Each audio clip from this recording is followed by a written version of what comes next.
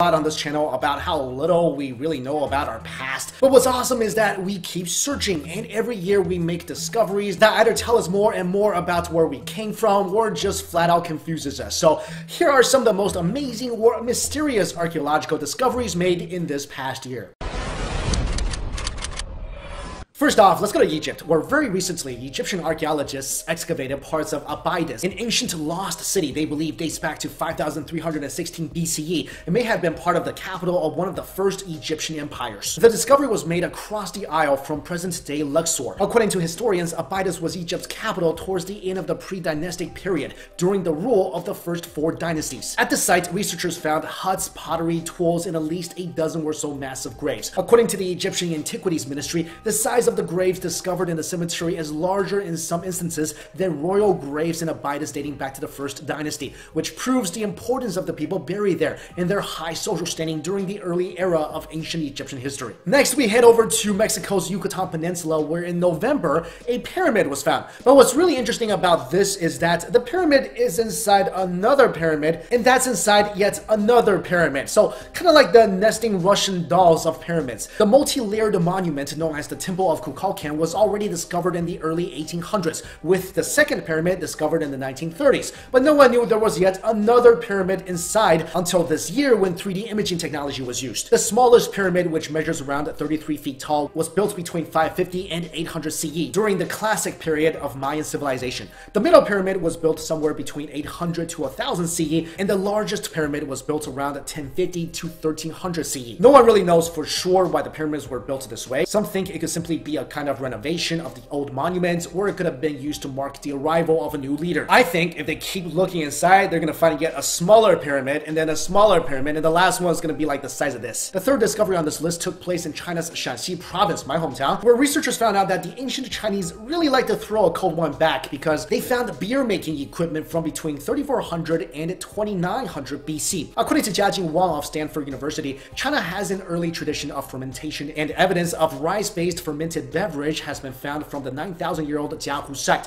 However, to our knowledge, the new discovery is the first direct evidence of beer making in ancient China. This next discovery is literally out of this world. In the 1920s, when scientists discovered the cursed tomb of King Tutankhamun, they also found 2 daggers hidden within the folds of the mummified body. One of them was made of gold, and the other was 34 centimeters long, had a decorative gold handle and a crystal knob at the end. The blade is clearly iron of some kind and was encased in a gold sheath. Researchers from Italy and Egypt used a new and non-destructive technique called X-ray fluorescence, or XRF spectroscopy, which basically shoots X-rays at the target, and according to their findings, which were published earlier this year in the Journal of Meteorites and Planetary Science, the blade is made of iron, nickel, and cobalt, which not only strongly suggests its meteoritic origin, it is nearly identical to a meteor found 150 miles west of Alexandria. Number 5, this discovery was made completely by chance when an amateur archaeologist named Dennis Holm with a metal detector on the island of Funen in Denmark found a gold crucifix necklace near a church. Experts have since examined the piece and believe it dates back to between 900 and 950 AD. This is significant because if this artifact is authentic, it would predate the Gelling Stone, which is a giant runestone from 965 that is considered the oldest representation of Christ on a cross known to the area. This discovery could indicate the Danish adaptation of the religion began much earlier than believed. Next up, we take a look at a 2,000-year-old ancient Babylonian tablet, which has revealed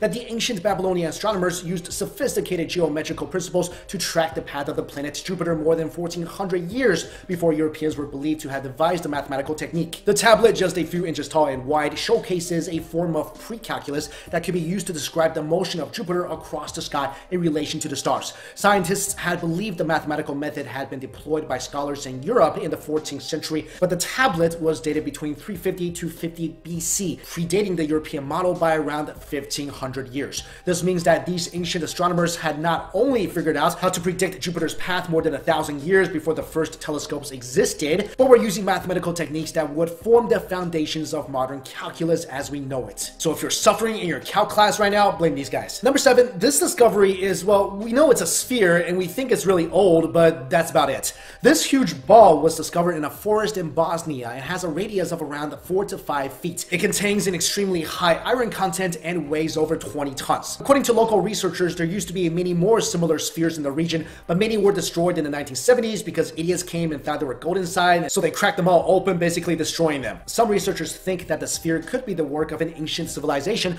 Others say it's just the result of natural processes. The sphere is similar to the stone spheres found in Costa Rica. Those spheres range in diameter from 2 to over 8 feet, and their meaning, use, and production, as with this one, remains a mystery. My guess is, and has always been, toy marbles used by giants. And finally, whenever it comes to biblical artifacts, it's always controversial, and this latest claim is no exception. Recent tests conclude that lead tablets found in a cave in Jordan are 2,000 years old and contain maybe the first written mention of Jesus Christ. If this is true, and the artifacts are indeed genuine, this would be the biggest discovery of a biblical artifact since the Dead Sea Scrolls. According to researchers, the ring binder looking tablets contain the earliest portrait of Jesus Christ, and the scripts are written in Paleo-Hebrew. The contents of the tablet suggest that the God Christ worshipped was both man and woman. The scroll bear 8 pointed stars believed to represent the coming of the Messiah, and also refers to Jesus by name and the names of apostles James, Peter, and John. The controversy is that many experts think that this is fake, but Professor Roger Webb and Professor Chris Janus studied the scrolls at the University of Surrey's Nodus Laboratory and validated their legitimacy. So if that's true, the tablets would offer insights into the life of Jesus that is not included in the Bible. So there you go, guys. A lot of new interesting archaeological discoveries this past year. Let me know if you have any ideas on what that giant metal ball is and what it's used for, and why do you think similar spheres are found all around the world? Thanks for watching, you guys. See you. Hey, what up, guys? Happy holidays. It's Mike Chen. You know, I talk a lot on this channel about how little we really know about our past, but what's awesome is that we keep searching, and every year we make discoveries that either tell us more and more about where we came from, or just flat out confuses us. So here are some of the most amazing or mysterious archaeological discoveries made in this past year. First off, let's go to Egypt, where very recently Egyptian archaeologists excavated parts of Abydos, an ancient lost city they believe dates back to 5316 BCE and may have been part of the capital of one of the first Egyptian empires. The discovery was made across the Isle from present-day Luxor. According to historians, Abydos was Egypt's capital towards the end of the pre-dynastic period, during the rule of the first 4 dynasties. At the site, researchers found huts, pottery, tools, and at least a dozen or so massive graves. According to the Egyptian Antiquities Ministry, the size of the grave